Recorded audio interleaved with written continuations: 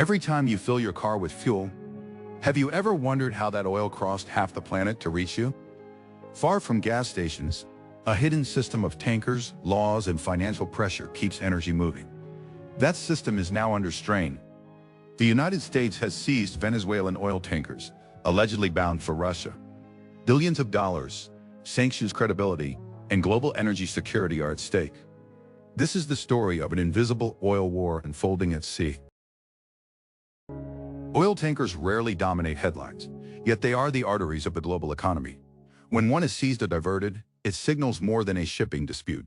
It reveals how law, finance, and geopolitics collide far offshore. Recent U.S. actions against Venezuelan-linked tankers show how energy transport itself has become a frontline instrument of foreign policy. Venezuela sits atop some of the world's largest proven oil reserves. Yet years of sanctions and internal mismanagement have sharply reduced production and exports. U.S. restrictions limit buyers and block payment routes. Demand for oil never disappears, however. Instead, it detours through intermediaries, offshore transfers, and opaque shipping practices designed to stay out of sight. Russia adds another layer of complexity. Also under sweeping sanctions, Moscow has sought alternative energy partnerships. Cooperation with Venezuela offered mutual benefit but heightened scrutiny. When two sanctioned exporters intersect at sea, the ocean itself becomes contested legal territory, where every shipment tests the limits of enforcement. For Washington, enforcement rarely looks like a blockade. Instead, it relies on courts, insurers, and financial systems. A tanker can be immobilized without a single sailor being confronted. This quiet leverage defines modern sanctions enforcement and sets the stage for a confrontation waged through paperwork, but with very real consequences. When reports emerged of Venezuelan oil tankers seized or diverted under U.S. authority, while allegedly heading toward Russia, it marked a turning point. These moves were about precedent and credibility, not just oil. To understand how this moment arrived, we must first examine the rise of the so-called shadow fleet. U.S. sanctions on Venezuela intensified in the late 2010s, targeting the state oil company PDVSA. The goal was to cut revenue and force political concessions. Assets were frozen, dollar transactions restricted, and foreign partners warned of penalties. While the impact was visible on land, the most significant adaptations occurred quietly at sea. Documentation is key to enforcing sanctions. Tools like bills of lading, insurance certificates, and payment records enable control. Oil-violating sanctions can be forfeited by U.S. courts, even if the vessel remains outside U.S. waters, as shown in recent moves targeting Venezuelan crude shipments. To keep exports moving, Venezuelan crude was blended, relabeled, and transferred between ships offshore. Tankers shut off tracking systems and conducted ship-to-ship transfers far from ports. These practices reduced transparency but increased risk.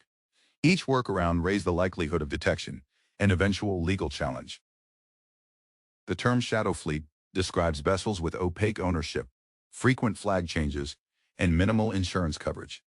These ships are not automatically illegal, but the secrecy makes them essential to sanctioned trade. Aging hulls and unclear accountability also raise safety and environmental concerns. Russia's experience navigating sanctions made cooperation with Venezuela operationally attractive.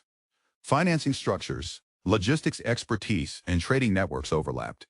Not every transaction was illegal, but overlapping sanctions regimes created gray zones. That ambiguity often becomes the entry point for enforcement actions. Maritime law introduces additional challenges.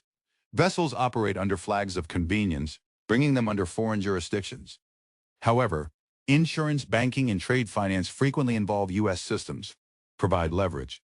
The interplay between navigational freedom and financial regulation shapes contemporary sanctions enforcement. Earlier cases involving Iranian oil established a template. U.S. authorities seized cargoes through civil forfeiture and sold them under court supervision. These cases demonstrated a model where compliance pressure replaces confrontation. Venezuelan shipments would soon face the same legal machinery. In the early 2020s, experts observed a swiftly growing shadow fleet. Elevated oil prices sustained the trade's profitability despite increasing risks, setting the stage for authorities to act more decisively when shipments reportedly tied to Russia surfaced. The enforcement of sanctions hinges on intelligence gathering. Analysts track ship movements, changes in ownership, and transaction patterns. Suspicious activity pointing to evasion triggers case assembly. In these cases, U.S. officials claimed Venezuelan crude was being transported in breach of restrictions, with Russia cited as the intended recipient. Once evidence is collected, prosecutors use civil forfeiture to target the cargo instead of the ship. This strategy avoids the complex ownership layers concealed by shell companies. The oil itself becomes the defendant, drawing international waters into legal action. In reported cases, tankers were diverted mid-voyage. Some were instructed to unload at approved ports. Others lost insurance coverage, effectively stranding them offshore. Without insurance, most ports refuse entry, immobilizing ships without a single boarding action. For crews, uncertainty followed. Sailors were caught between owners, insurers, and authorities, often receiving little information. While geopolitics dominates analysis, these moments reveal the human dimension of enforcement, with crews living aboard vessels stuck in legal limbo for weeks and months. U.S. officials framed the seizures as essential to sanctions credibility. Allowing oil to reach sanctioned destinations would weaken enforcement worldwide. The actions were designed to send a message not only to Caracas or Moscow, but to traders, insurers, and shipping firms watching closely. Notably absent were naval confrontations. No dramatic footage of boardings emerged. Enforcement unfolded through filings, notices, and compliance decisions. This understated approach reflects modern economic warfare, where paperwork often outweighs physical force. Shipping companies responded quickly.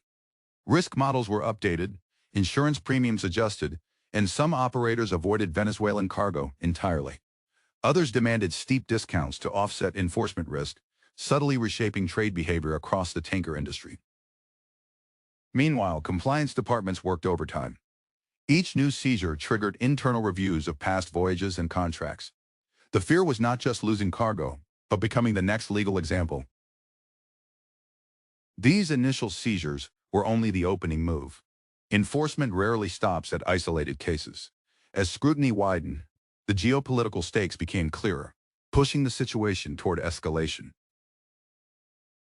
After the initial measures took effect, monitoring tightened significantly. Additional tankers, linked by ownership, routes to intermediaries, came under heightened scrutiny. This chain reaction is a common feature of sanctions enforcement, quickly narrowing the operational space for sanctioned exporters. Compliance measures were tightened by financial institutions, leading banks and insurers to act with increased caution. Tankers are unable to dock at most ports without insurance, making this financial barrier more impactful than maritime seizure. The alleged Russia-bound nature of shipments added urgency. U.S. officials emphasized that sanctions only work if enforced consistently. Any loophole risks undermining the entire framework, making these cases a test of overlapping sanctions regimes. For Venezuela, each seized cargo meant lost revenue. Oil exports remain its primary source of foreign currency. Disruptions ripple through the economy, affecting imports, infrastructure maintenance, and public services far beyond the ports. Russia also faced friction. Discounted energy trades depend on reliable logistics. Even temporary disruptions raise costs and uncertainty, complicating export planning in an environment already shaped by layered sanctions.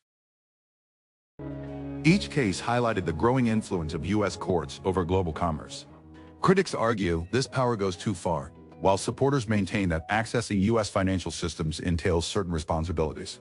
The tanker seizures illustrate this ongoing debate. The shadow fleet adapted again. Routes shifted, paperwork changed, intermediaries multiplied. Each adjustment increased cost and complexity, often at the expense of safety and transparency, raising the risk of accidents at sea. Environmental risks also grew. Aging vessels operating without full insurance posed spill hazards. Enforcement actions indirectly highlighted the safety costs of sanctions evasion. By Dow, the issue extended beyond individual ships. It touched the stability of global energy markets and the rules governing maritime trade, setting the stage for long-term consequences. The immediate economic impact of tanker seizures appears limited, but signals travel fast. Traders price in enforcement risk, insurers raise premiums, and certain routes become less attractive. Over time, these shifts quietly reshape global oil logistics. Predictability is crucial for energy markets. Actions related to enforcement create uncertainty, heightening volatility. Even with sufficient supply, perceived risks can affect pricing and future investment choices. For shipping, the shadow fleet model grows more expensive. Aging vessels face higher scrutiny and insurance costs. Compliance increasingly becomes a competitive advantage, reshaping the tanker industry itself. Strategically, the seizures reinforce sanctions as a tool of economic statecraft. They demonstrate that enforcement does not require blockades, force, only control over finance, law, and access. For Venezuela, adaptation continues but options narrow. Each workaround carries higher cost and greater risk. Oil still moves, but under increasing pressure and with fewer willing partners. Logistical challenges compound the complexities of sanctions for Russia, making reliability as crucial as cost and altering energy trade dynamics. For the United States, each successful case strengthens deterrence. The goal is not to seize every tanker, but to make evasion increasingly unattractive. Taken together, these consequences suggest a structural shift in how sanctioned oil moves and how it may move in the future. The seizure of Venezuelan tankers marks more than a legal victory. It shows how oceans, once symbols of freedom, are increasingly shaped by financial and legal power. The enforcement of sanctions has transitioned offshore, focusing on maritime routes and insurance industries. Regulation now moves with the cargo instead of being confined to borders. This approach raises difficult questions about sovereignty, safety, and the future of global trade. Those questions will only grow louder as enforcement expands. Oil tanker seizures have proven not just a tactic, but a model for modern economic pressure. This sets the stage for a future where access to finance matters as much as access to oil itself. The coming phase will center on whether shadow fleets can adapt faster than enforcement evolves. What happens next will shape not only sanctions policy, but the rules of maritime trade for years to come. Oil tanker seizures have proven not just about stopping shipments, but about redefining power at sea. This means the next battles will be fought through law, insurance, and data. The open question is how far that reach will extend. If you want to follow how global energy and geopolitics continue to collide offshore, subscribe and stay with us for the next chapter.